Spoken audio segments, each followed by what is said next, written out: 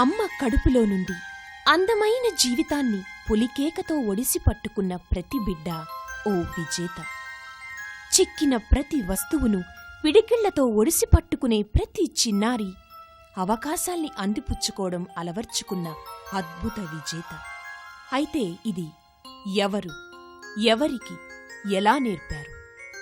కాలంతో పోటీ పడటం, వెల్లికిలా పడుకోవడం నుండి బోర్లా పడటం, తప్పటడుగులు వేస్తూ ముందుకు సాగడం, ప్రతి అడుగు ఆలంబనగా విశాల విశ్వాన్ని జయించేందుకు ముందుకు పరిగెడతాడు, విజయాలు సాధిస్తూనే ఉంటాడు. స్వాగతం. నిత్య విజేతలకు, ప్రగతి ప్రదాతలకు, సత్య సంధాతలకు, జాతి కీర్తి పతాకలకు సుస్వాగతం. నేటి మన విజేత ఒక వ్యవసాయ కుటుంబంలో పుట్టి సమాచార సాంకేతిక రంగంలో అత్యున్నత పదవులను అధిష్ఠించిన దేశభక్తులు. తెలుగువాడి పౌరుషాన్ని, పనితనాన్ని దేశ విదేశాలకు చవిచూపించిన కృష్ణా జిల్లా వాసులు. వారే డాక్టర్ త్రిపురనేని హనుమాన్ చౌదరి గారు. శ్రీ త్రిపురనేని హనుమాన్ చౌదరి గారు కృష్ణా జిల్లాలోని అంగలూరులో 18 అక్టోబర్ 1931లో శ్రీమతి వెంకటరమణమ్మ, శ్రీ బలరామకృష్ణయ్య దంపతులకు రెండవ సంతానంగా జన్మించారు. ప్రాథమిక విద్యాభ్యాసం అంగలూరులో, హైస్కూల్ విద్య గుడివాడలో తెలుగు మీడియంలో సాగింది. చెన్నపట్నం లయోలా కాలేజీలో 1946-48లో ఇంటర్మీడియట్, గిండి ఇంజనీరింగ్ కాలేజీలో 1948-52 వరకు ఇంజనీరింగ్ అభ్యసించారు. చదువుతో పాటు జీవితాన్ని చదివారు. తండ్రితో కలిసి వ్యవసాయ పనులు, నారుమళ్లకు నీళ్లు పెట్టడం, పొలం దున్నడం, నాట్లు వేయడం, వరికోత, కుప్పనూర్చడం, ఎడ్లబళ్లు తోలడం వంటి అనేక పనులు చేసేవారు. దీనివలన శ్రమ విలువ తెలుసుకున్నారు. శ్రామికుల పట్ల గౌరవం పెంచుకున్నారు. యవ్వనంలో మార్క్సిజం, కమ్యూనిజం చదివారు. తెలుగు భాషాభిమానం, దేశభక్తి, జాతీయ భావన హనుమాన్ చౌదరి గారి వ్యక్తిత్వంలో విడదీయలేని అంతర్భాగాలు. భారత ప్రభుత్వంలో ఆల్ ఇండియా రేడియోలో ఉద్యోగంలో ప్రవేశించారు. ఆ తర్వాత టెలికాం డిపార్ట్మెంట్లో ఉన్నతోన్నత పదవుల్ని అధిష్ఠించారు. డెప్యూటీ డైరెక్టర్ జనరల్గా విదేశీ సంచార్ నిగమ్ యొక్క స్థాపక మేనేజింగ్ డైరెక్టర్గా పనిచేసి పదవీ విరమణ చేశారు. వాషింగ్టన్లో ఇంటెల్సాట్ గవర్నర్గా, లండన్లో ఇన్మార్సాట్ ఎగ్జిక్యూటివ్ కౌన్సిలర్గా, ఇంటర్నేషనల్ టెలికాం యూనియన్లో సీనియర్ ఎక్స్పర్ట్గా, గయానా, యెమెన్ దేశాలలో, దక్షిణాఫ్రికా, నేపాల్ దేశాల టెలికాం వ్యవస్థ మెరుగుదలకు కృషి చేశారు. వివిధ కార్యక్రమాలకై 50 దేశాలలో 75 సార్లు పర్యటించారు. మన దేశంలో టెలికాం వ్యవస్థను పునర్వ్యవస్థీకరించి, గుత్తాధిపత్యాన్ని అంతమొందించి, ప్రైవేటీకరణ చేసేందుకు 30 ఏళ్ల పోరాటం చేసి విజయం సాధించారు. వ్యక్తిగా చరిత్రను, భారతీయ పురాణేతిహాసాలను, ఉపనిషత్తులను నిశితంగా చదివారు. ప్రజ్ఞాభారతి అధ్యక్షులుగా, టాటా కన్సల్టెన్సీ సర్వీసెస్, సత్యం కంప్యూటర్స్ కంపెనీ సలహాదారుగా, centre for telecom management studies డైరెక్టర్గా, ఐటీ కంపెనీల డైరెక్టర్గా, జాతీయ, అంతర్జాతీయ పత్రికల సంపాదకుడిగా, భారతీయ విద్యాభవన్ హైదరాబాద్ కేంద్రం చైర్మన్గా విస్తృత సేవలందించారు. 1977 నుండి 2004 వరకు ఆంధ్రప్రదేశ్ ప్రభుత్వానికి ఐటీ సలహాదారుగా, 1998-99లో national IT and software task force సభ్యునిగా పనిచేశారు. ఐటీ రంగం, ఈ గవర్నెన్స్ల అభివృద్ధికై కృషి చేశారు. ఎన్నో విలువైన గ్రంథాలు రచించారు. తాతగారైన ప్రముఖ రచయిత, హేతువాది శ్రీ త్రిపురనేని రామస్వామి చౌదరి గారి భావజాల ప్రభావం వీరిపై చాలా ఎక్కువ. The tales the telephone tell, from America to Andhra, are you listening, India explorations, IT and Communication Technologies for Classes and Masses, In True Conscience, Telecom Demonopolization, India Speak Up, భారతీయ ప్రజ్ఞ, ఆలోచించండి, మేలుకొలుపు మొదలగు ఎన్నో పుస్తకాలు రచించారు.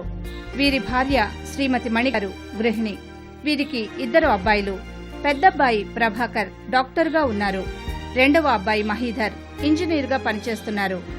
77 ఏళ్ల వయసులోనూ ఒక స్వర తరంగంలా ఉవ్వెత్తున ఎగిసిపడుతూ సాక్షాత్తు భారతీయ సంస్కృతికి నుదుటన దిద్దిన జ్ఞానతిలకమై భాసిల్లే విజ్ఞాన సంపన్నులు, సమాచార సమగ్ర వారధి శ్రీ త్రిపురనేని హనుమాన్ చౌదరి గారితో వేద్దాం 10 అడుగులు.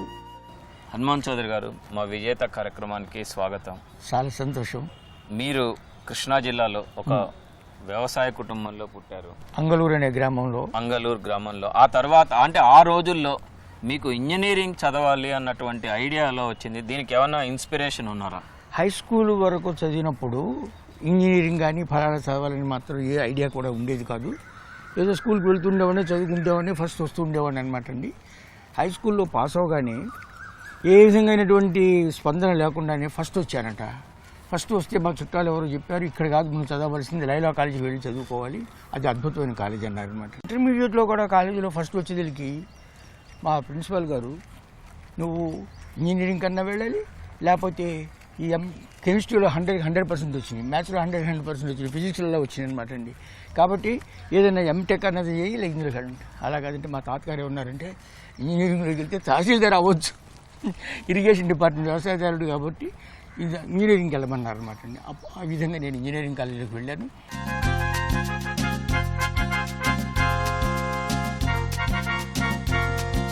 ఆ రోజుల్లో రేడియో టెలికమ్యూనికేషన్స్ చాలా ప్రసిద్ధి చెందాయి అని, అవునండి. మీరేమో రేడియోలో చేరారు.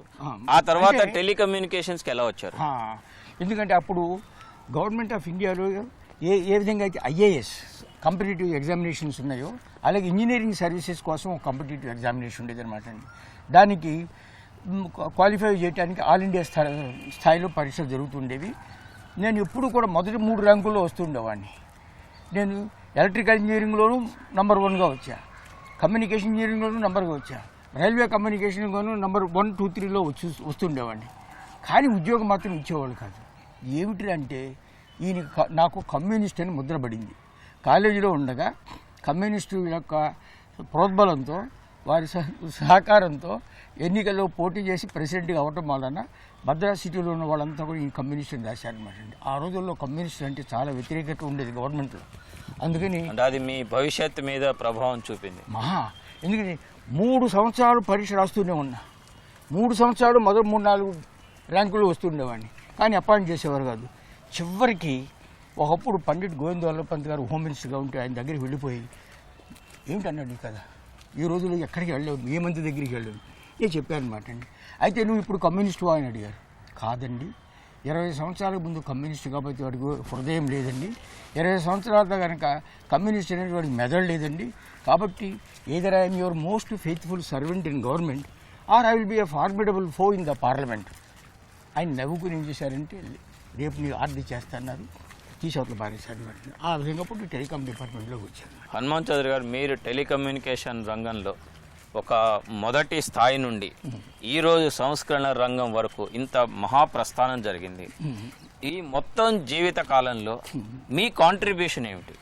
నాకు చాలా పరమానందాన్ని కలిగించేది ఏమిటంటే, గ్రామాల్లో టెలిఫోన్లు పెట్టడం, గ్రామస్తుల్ని మన భాగస్వాములుగా చేయటం, అదేవిధంగా ప్రజల యొక్క ప్రతినిధులు ఉన్నారే, పంచాయతీ ప్రెసిడెంట్ కానించి, ఎమ్మెల్యే కానించి, ఎంపీ కానించి, ఆ ఊరి నుంచి చదువుకుని సెక్రటేరియట్లోకి వచ్చి ఉద్యోగం చేస్తున్న ఉద్యోగిని కానించి అందరినీ కూడా ఇన్వాల్వ్ చేస్తూ, నేను జనరల్ మేనేజర్ అయినప్పుడు అంతకుముందు కూడా చాలా ఈ స్పృహతో పనిచేసేవాడిని, సామాజిక స్పృహతో. అంటే టెలికమ్యూనికేషన్ గవర్నమెంట్ డిపార్ట్మెంట్ కాదు, ఇది ప్రజలకు కావాల్సినటువంటి డిపార్ట్మెంట్, దీన్ని ఏ విధంగా ప్రజలకు ప్రజాపరం చేద్దామని అనుకుంటున్నవాడిని. నేను జనరల్ మేనేజర్ అయినప్పుడు ఆంధ్రప్రదేశ్లో మొట్టమొదటిగా 1978లో, అంతకుముందు ఉత్తర హిందుస్థాన్లో ఉండేవాడిని అనమాట అండి. ఒక స్లోగన్ ఇచ్చాడు, ఘర్ ఘర్ మే రేడియో, గాँव गाँव में టెలిఫోన్. మనకి ఏ రోజు మీరు ఇచ్చిన స్లోగన్ అవునన్నమాట. అది మా వర్కర్స్ అందరికీ కూడాను స్ఫూర్తి ఇచ్చారనమాట. అరే మీరు ఓళ్ళ మీద పడి టెలిఫోన్ అప్లికేషన్ అమ్మి పిటిషన్ తీసుకురండి, మా ఊళ్ళో పబ్లిక్ టెలిఫోన్ కావాలి, మా ఊళ్ళో పబ్లిక్ టెలిఫోన్ కావాలని. ఇన్ని టెలిఫోన్లు పెట్టాలంటే ప్రభుత్వం సామాగ్రి లేదని, ధనం లేదని ఉంటుంది. అందుకని ఎమ్మెల్యేల దగ్గరికి వెళ్ళి మీరు ఈ పిటిషన్ రాయండి, ఎంపీ గారు మీరు ఈ పిటిషన్ రాయండి అని వీళ్ళందరినీ తీసుకెళ్లి పార్లమెంట్లో కూర్చోబెట్టి 42 మంది ఎంపీలని, అంటే వాళ్ళని ఆ విధంగా మొబిలైజ్ చేశారు. అది గవర్నమెంట్ పరంగా మనకి వనరులు రావటానికి, ప్రజాపరంగా డిమాండ్స్. అదివరకు అప్లై నో రిప్లై అనమాట అండి. అందుకని అప్లికేషన్ పెట్టాలంటే డివిజన్ హెడ్ క్వార్టర్స్ ఎక్కడో ఉంటే అక్కడ దాకా ప్రజలు వెళ్ళాలి. అలా కాదురా, మీరు అప్లికేషన్ ఫారాలు తీసుకువెళ్ళి ఊళ్ళలో కనుక అమ్మినట్టయితే ప్రతి అప్లికేషన్ తెచ్చినడికి 20 రూపాయలు ఇస్తానన్న. ఈ విధంగా డిమాండ్ పెంచామన్నమాట అండి. తర్వాత ఆ ఊళ్ళో ఏం చెప్పామంటే, మీ ఊళ్ళో కనుక 20 మంది టెలిఫోన్ కనుక కావాలన్నారంటే, మీరు కనుక నాకు 10 సెంట్లు భూమి ఇచ్చారంటే నేను బిల్డింగ్ కట్టి టెలిఫోన్ ఎక్స్చేంజ్ ఓపెన్ చేస్తానండి. ఈ విధంగా 300 గ్రామాల్లో భూదానం జరిగింది. ఆ 300 గ్రామాల్లో గ్రామస్తులను ఉపయోగించుకొని చిన్న చిన్న బిల్డింగులు కట్టి టెలిఫోన్ ఎక్స్చేంజ్లు పెట్టి ఎక్స్చేంజ్ ఉన్నట్టయితే చుట్టూ 15 కిలోమీటర్లు ఉన్నటువంటి గ్రామాలన్నిటికీ కూడా పబ్లిక్ టెలిఫోన్ ఇవ్వచ్చు. ఆ విధంగా 29,000 గ్రామాలు ఆంధ్రప్రదేశ్ ఆ రోజుల్లో లెక్క ప్రకారం ఉన్నట్టయితే దాదాపు 23,000 గ్రామాల్లో 5 సంవత్సరాల కాలంలో ఇప్పుడు 1978-83 అనమాట. ప్రతి ఊళ్ళోనూ పబ్లిక్ టెలిఫోన్ పెట్టి ప్రజల యొక్క చైతన్యాన్ని తీసుకురావడం కోసం వెళ్ళే గ్రామంలో ప్రవేశించినప్పుడు గ్రామం నుంచి బయటకు వచ్చేటప్పుడు పెద్ద బోర్డు పెట్టాం, టెలికాం నమస్కార్, టెలికాం ఆంధ్రప్రదేశ్, ఈ ఊరి పేరు జనాభా ఇంత ఇంత ఇంత, బహుజన హితాయ బహుజన సుఖాయ, అంటే telecoms in your life and part of it అనే ఉద్దేశంతో అందరూ భాగస్వాములుగా చేసామన్నమాట. హనుమాన్ చౌదరి గారు ఆ రోజుల్లో అంటే ప్రభుత్వ ఆధీనంలో ఉన్న టెలిఫోన్ని ఇంత వ్యాప్తి చెందించడానికి మీరు ఏ విధంగా ఆలోచించారు? అంటే భవిష్యత్తులో ఇది ఏ విధంగా ఉపయోగపడుతుంది అని ఆ రోజు ఆలోచించారు మీరు? ఒక్క విషయం ఏంటంటే, అంగళూరు మాది, నేను డిపార్ట్మెంట్ 1956లో చేరితే నా పరంగా ఈ ఊళ్ళో టెలిఫోన్ ఉండాలని ఒక పబ్లిక్ టెలిఫోన్ పెట్టాను. 78వ సంవత్సరం 1978లో 22 సంవత్సరాల తర్వాత మళ్ళీ ఆంధ్రప్రదేశ్ వచ్చినప్పుడు అంగళూరులో 22 ఏళ్ల నాడు పెట్టిన పబ్లిక్ టెలిఫోన్గానే ఉందన్నమాట. అట్లానే ఉంది. ఇది ఎలా సాగుతుంది, ఊరూరా టెలిఫోన్ అంటున్నాను కదా అని మా బంధువులందరి చేత 20 మంది చేత 300 రూపాయలు కట్టించుకొని ఇక్కడ డిమాండ్ వచ్చిందని చెప్పేసి టెలిఫోన్ ఎక్స్చేంజ్ పెట్టాను. టెలిఫోన్ ఎక్స్చేంజ్ పెట్టిన తర్వాత ఆ ఊరు నుంచి చుట్టుపక్కల ఉన్నటువంటి 10 కిలోమీటర్లకు టెలిఫోన్ వెళ్ళి ఒక రోజున మా తమ్ముడు అంగళూరు నుంచి హైదరాబాద్ వచ్చి, అన్నయ్య 25 చాలదో 50 లైన్లు కావాలి మనం. ఒరే ఎవడో డబ్బు కట్టకపోతూ నువ్వు నేను కట్టామురా డిమాండ్ కోసమని. వెంటనే నువ్వు ఎందుకు కావాల్సి వచ్చింది 50 లైన్లు అంటే, అన్నయ్య అంతకుముందు గుడివాడ నుంచి రోజు 4 సార్లు బస్సు వచ్చేది, బస్సు పోయింది, ఎందుకు పోయింది అని అడిగా. అంటే అందరూ టెలిఫోన్ చేసుకుంటున్నారు తెలిసిందండి. అరే ఇంత ఉపయోగం ఉందా అని చెప్పేసి 25 గ్రామాలకి ఒక గ్రామం నుంచి రెండో గ్రామానికి డైల్ చేసుకోవడానికి మేమే సర్క్యూట్ డిజైన్ చేసి ఎక్విప్మెంట్ చేసామన్నమాట. చేసి ఈ ఎస్టీడీ ఇస్తే ఆ 50 ఏళ్ళ వెంటనే 100 అయిపోయింది అనమాట. ఈ విధంగా పెరిగిపోతుంది అనమాట. ఇది నాకు చాలా సంతోషాన్ని ఇచ్చింది.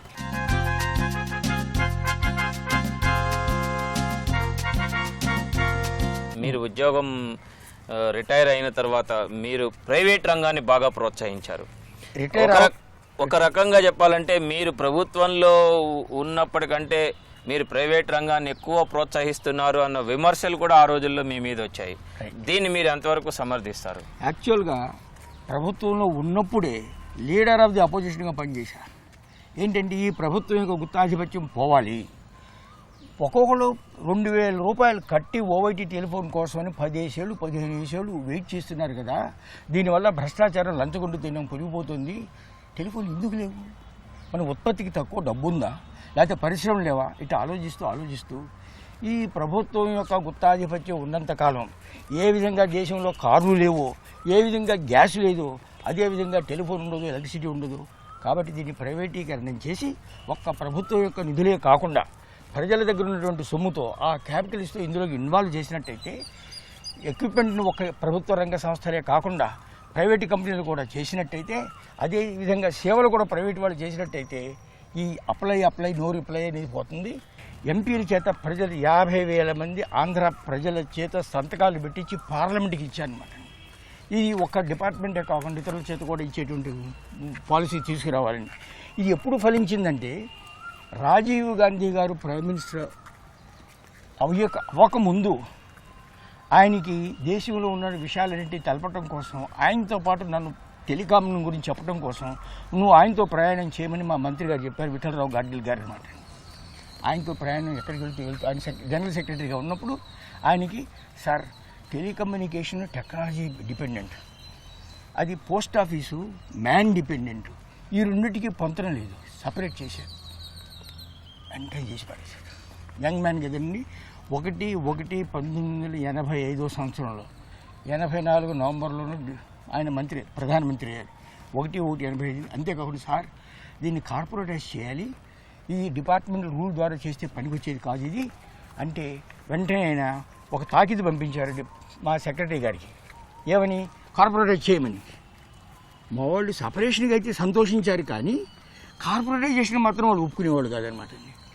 చివరికి ఏం చెప్పినా, నువ్వు కనుక కార్పొరేటైజ్ చేయకపోతే చేసేవాళ్ళు నీ డిపార్ట్మెంట్లో ఉన్నారు, వాళ్ళని సెక్రటరీగా చేస్తారన్నాడు గాంధీ రాజీవ్ గాంధీ గారు బెదిరించారనమాట అండి.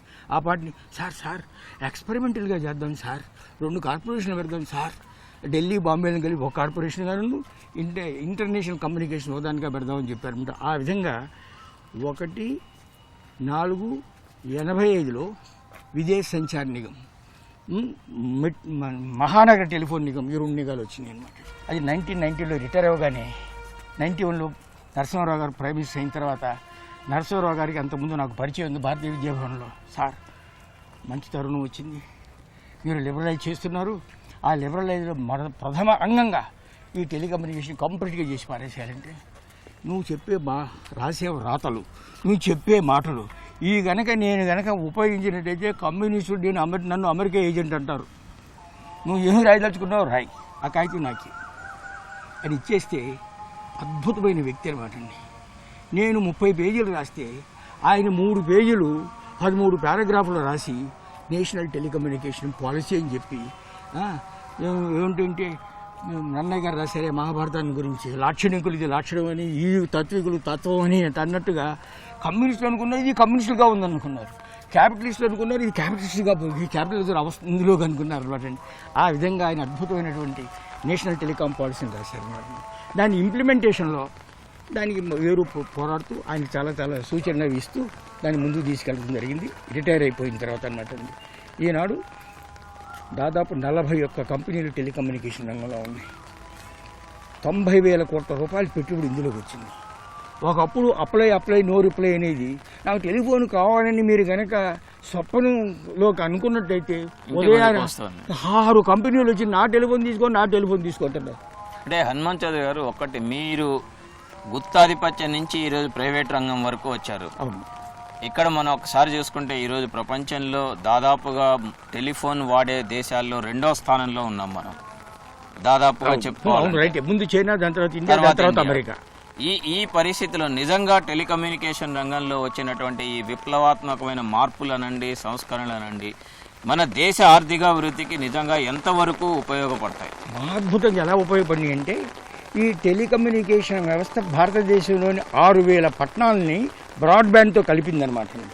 ఇలా కలపడం వలన అమెరికాలో ఉన్నటువంటి వ్యాపార సంస్థలు అన్నీ కూడాను వాటి యొక్క వ్యాపార పద్ధతిని భారతదేశం నుంచి చేయించుకుంటున్నాయి. దీన్ని అవుట్ సోర్సింగ్ అంటాం అనమాట అండి.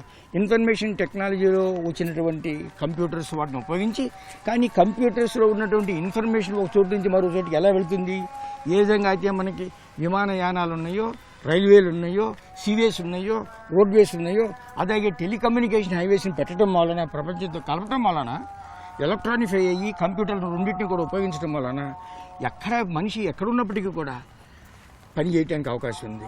అందుకని అమెరికాలో పని చేయటం అనేది, వ్యాపారం నడపడం అనేది, ఇంజనీరింగ్ డిజైన్ చేయించుకోవడం అనేది చాలా ఖర్చుతో ఉంది. కాబట్టి భారతదేశంలో ఎంతోమంది మేధావులు ఉన్నారు, లక్షల మంది ఉన్నారు. దీన్ని ఉపయోగించుకుంటే మనకేం కొరత లేదు. ఇది ఎలా జరుగుతుందా అని పెద్ద సమస్య వచ్చింది. అమెరికా వాళ్ళు హైదరాబాద్ ఎందుకు పంపిస్తున్నారంటే పనిని, హైదరాబాద్లో బ్రాడ్బ్యాండ్ ఉంది కాబట్టి. ఈ బ్రాడ్బ్యాండ్ కనుక భీమవరం తీసుకెళ్ళామనుకోండి, అక్కడే వైర్లతో పెట్టామనుకోండి, అక్కడ మనుషులు హైదరాబాద్ రావడానికి అవకాశం ఏమున్నది, అవసరం ఏమున్నది? ఈ పని నేరుగా భీమవరం ఆ చుట్టుపక్కల ఉన్నటువంటి జల్లి, కాకినాడ అని ఈ ఊళ్ళు ఉన్నాయన్నమాట. అక్కడ మనుషులు ఉన్నారు, చదువుకుంటున్నారు. వాళ్ళకి కావాల్సింది ఇంగ్లీష్లో కొంచెం తర్ఫీదు ఇవ్వాలి, కంప్యూటర్స్ వాడకంలో తర్ఫీదు ఇవ్వాలి. ఇలా చేసినట్టయితే హైదరాబాద్లో కాకుండా మనం గ్రామాల్లో నుండి చేయొచ్చు అన్నాం. దాన్ని మేము గ్రామ ఐటీ స్కీమ్ అంటాం అనమాట. ఇప్పుడు మన ఏపీజే కలాం గారు ప్రెసిడెంట్గా ఉన్నప్పుడు అది సందర్శించి మహాద్భుతంగా this is the way to create jobs. దీన్ని గ్రామస్తుల్ని పల్లెటూళ్ళ నుంచి పట్టణాలకు రాకుండా ఉండాలంటే పట్టణాల్లో ఉన్నటువంటి సదుపాయాల్ని, పట్టణాల్లో ఉన్నటువంటి కనెక్టివిటీని అక్కడ తీసుకెళ్ళినట్టయితే రేడియో ద్వారా, ఆప్టికల్ ఫైబర్ ద్వారా అక్కడ వాళ్ళకి ఒక గ్రామంలో 100 మంది పనిచేస్తుంటే ఒక్కొక్కరికి 8,000 నెలకిస్తుంటే ఎన్ని ఉందో, దాదాపు 1 కోటి రూపాయలు ఒక గ్రామానికి ఈ కంప్యూటర్లో అవుట్సోర్సింగ్ ద్వారా వస్తాయి. గ్రామంలో 1 కోటి రూపాయలు ఆదాయం ఇచ్చేటువంటి మరే వృత్తి అన్న ఉందా? లేదు. చూసారా, టెలికమ్యూనికేషన్ వల్ల, ఐటీ వల్ల ఇన్ని మార్పులు వచ్చినాయి. అంటే హనుమంత్ చౌదరి గారు, ఇప్పటిదాకా మీరు టెలికమ్యూనికేషన్ రంగంలో మీ విజయాల గురించి చెప్పారు. అంటే విజయాలు సాధించిన ప్రతి విజేతకి కొన్ని ఫెయిల్యూర్స్ కూడా ఉంటాయి. అలానే మీరు ఎప్పుడైనా ఫెయిల్యూర్స్ని ఫేస్ చేశారా? ఒకవేళ చేసి ఉంటే వాటిని ఎలా అధిగమించారు? నేను ఫెయిల్యూర్స్ని మాత్రం ఫేస్ చేయాల, సమస్యల్ని ఫేస్ చేశాను.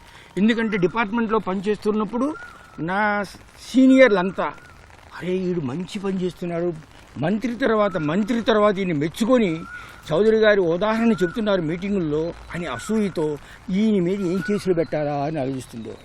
ఆల్మోస్ట్ ఎవ్రీ 2 years ఏదో కేసు పెడదామని చూసేవారు డిపార్ట్మెంట్ వాళ్ళు అనమాట అండి. నాకు ఒకప్పుడు అరే ఎప్పుడు మన జీవితాంతం మనకి ఇలాగ పోరాటమా అంటే మా ఆవిడ ఏముందంటే నీ జీవితం అంతా పోరాటానికి అంకితం చేశాం, ఇన్నేళ్ళు నువ్వు గవర్నమెంట్ని పోట్లాడి ఇప్పుడు నువ్వు తల ఒగ్గావంటే నాకు సిగ్గు ఉంటాను పిల్లలు. అంటే ఈ ప్రభుత్వోద్యోగం అనగానే అందరూ సాధారణంగా ఒబీడియంట్గా ఉండటం ఇవన్నీ జరుగుతుంటాయి. మరి ఇలా పోరాటాలు చేయటానికి మీకు స్ఫూర్తి కానీ మీకు ధైర్యం కానీ ఎక్కడి నుంచి వచ్చేది? మొట్టమొదటి నేను వ్యవసాయదారుడు వర్కరు, యజమాని రెండు ఉన్నాయి. చేత్తో పేడ తీశాను, పొలం దున్నాను, మోత మోసాను, వరి కోసాను అంటే నేను లేబర్ అనమాట అండి. నా వ్యవసాయాన్ని మేనేజ్ చేశాను కాబట్టి నేను మేనేజర్ని, వర్కర్ని. నాకు అటువంటి ఆత్మస్థైర్యం వర్కర్స్లో గౌరవం. రెండోది మా తాతగారు తిరుపతినేని రామస్వామి చౌదరి గారు, ఆయన ఎంతోమంది సంఘాన్ని వ్యతిరేకించి సమాజంలో మార్పుని తీసుకొస్తానికి ప్రయత్నం చేశారనమాట అండి. మూడోది కమ్యూనిస్టు స్ఫూర్తి అనమాట అండి. ఈ మూడు ఉండటం వల్ల ఎప్పుడు మూడు ప్రశ్నలు. నేను ప్రజల దగ్గర నుంచి లంచం తీసుకుంటున్నానా? లేదు. ప్రభుత్వానికి లంచం నష్టం వస్తుందా? లేదు. ప్రజలకి సర్వీస్ ఇంప్రూవ్ అవుతుందా లేదా? ఎస్. ఇది ఉంటే నా ఇష్టం వచ్చినట్టు చేసేస్తాను అనమాట అండి. అందుకని ఇది సత్యం. నాకు స్వార్థం లేకపోవటం వలన నాకు ఎన్ని సమస్యలు ఎదిరినప్పటికీ కూడా నిరాశ అనేది కలగల.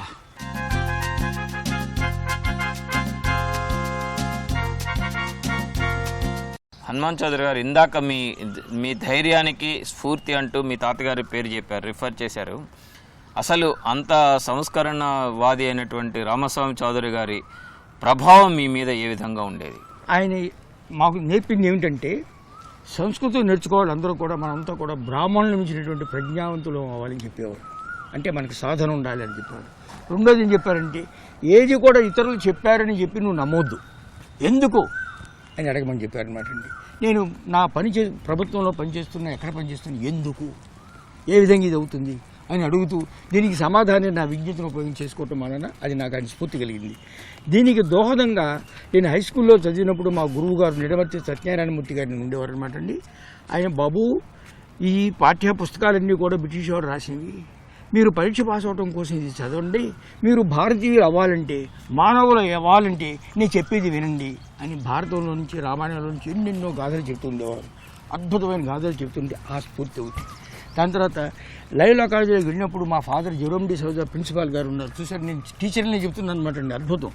ఆయన ఏం చెప్పారంటే మనం ఏ విధంగా బ్రతకాలంటే ప్రతివాడు కూడాను add to the sum total of happiness in the world, ప్రపంచంలో సంతోషాన్ని అందరికీ పంచడం కోసం నువ్వు బ్రతకాలి, ఈ విధంగా నువ్వు చరించాలి, ఏ విధంగా చెప్తుండేవారు. ఇంజనీరింగ్ కాలేజీలోకి వెళ్ళిన తర్వాత lieutenant colonel S Samuel Paul గారిని మా ప్రిన్సిపల్ గారు ఆయన ఏం చెప్పారు, బాబు మీరు ఎంత నిష్ణాతులైనా సరే, ఎంత గొప్ప డిజైర్స్ అయినా సరే, మీకు భాష మీద కనుక పట్టుదల లేకపోయినట్టయితే, భావ ప్రకటన చేయలేకపోయినట్టయితే ఇంజనీర్లు వ్యర్థులవుతారు అని నలుగురు అనమాట అండి. రామస్వామి చౌదరి గారు, నిడమర్తి సత్యనారాయణమూర్తి గారు గురువులు, ఫాదర్ జెరోమ్ డి సౌజా గారు గురువులు, కల్నల్ సామ్యుయల్ పాల్ గారు గురువులు. ఈ నలుగురు యొక్క ప్రభావం చేత నాకు ఇప్పుడు ధైర్యం అనమాట. ఈరోజు ఒక విజేతగా నిలిచిన మీరు జీవితంలో ఎన్నో సాధించుండొచ్చు, డబ్బు, సంపాదన, కీర్తి, పేరు ప్రతిష్టలు, ఇలా ఏదైనా కావచ్చు. వీటిల్లో మీ ప్రియారిటీ దేనికి ఇస్తారు? విద్య, సాహసం, నిర్భయం, తర్వాత తలపులో, మాటలో, పనిలో, మూడింటిలో కూడా సామరస్యం ఉండాలి. లోపల ఒకటి అనుకుంటూ వేరే చెప్పటం, ఈ రెండూ కాకుండా వేరే పని చేయటం, ఇది ఉంటుంది. త్రికరణ శుద్ధి అని చెప్తాం అనమాట అండి. ఇది భారతీయ సంస్కృతి. మన భారతం కానీ, రామాయణం కానీ, భారతీయులు కానీ ప్రపంచానికి నేర్పింది ఏమిటంటే నిర్భయంగా ఉండండి, మేధాశక్తిని పెంచుకోండి, అందరితో పంచుకోండి అని మన సంస్కృతి యొక్క ఆదర్శం. మన విద్యా విధానంలో పరీక్ష పాస్ అవడం అనేది అంతేకాని మానవుడు అవ్వాలి అనేటువంటి విద్యను నేర్పడం అనేది అనమాట. అందుకనే నాకు జన్మనిచ్చిన తల్లిదండ్రుల కన్నా కూడా మా గురువులు ముగ్గురు పేర్లు చెప్పాను. హనుమాన్ చౌదరి గారు, మీ అనుభవాల్ని అద్భుతంగా మాకు వివరించారు.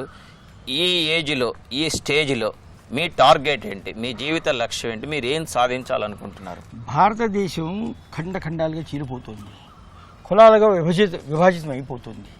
దేశం యొక్క సంపత్తిని గురించి, దేశం యొక్క సురక్షణ గురించి, మన విద్యను గురించి ఆలోచించేటువంటి నాయకులు లేరు. ఏపీజే కలాం గారు ఏమన్నారంటే, there is a great deficiency of leaders with noble minds అన్నారు. ప్రజలకి ఏ విధంగా చైతన్యం చేస్తామని దానికోసమే ప్రజ్ఞాభారతి అనేటువంటి సంస్థ ద్వారా.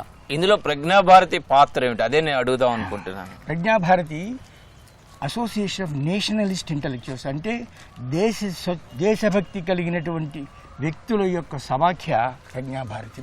జ్ఞ అంటే నాలెడ్జ్, ఇప్పుడు బాగా నిలుచుకోవటం భారతీయం అనమాట అండి.